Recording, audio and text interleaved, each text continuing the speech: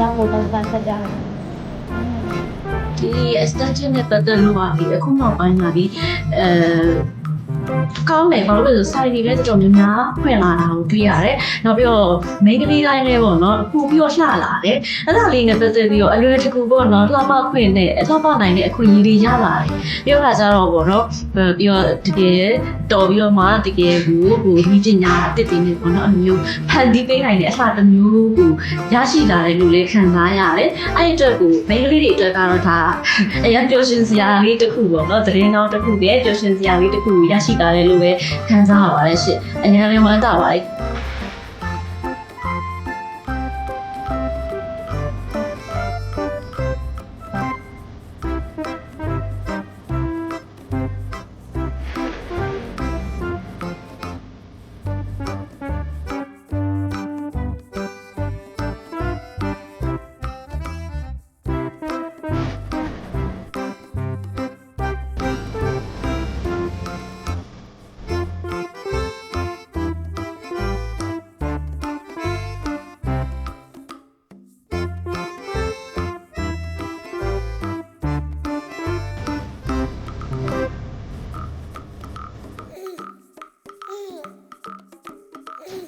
ဒါဆိုလို့ရှိရင်ကတွားရပေါ့ညနာကို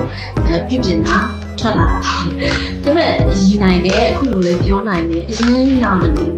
ထိုးပေးတဲ့ဒေါက်တာလည်းအရင်တော်တယ်သူကတော့နေ့တစ်ပြည့်အတွင်းမှာမြင်စံစံလေးနဲ့ပေါ့နော်အနာ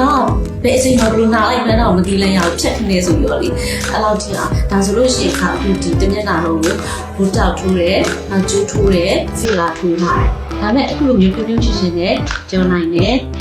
အလှလည်းပြင်နေရတယ်ပေါ့နော်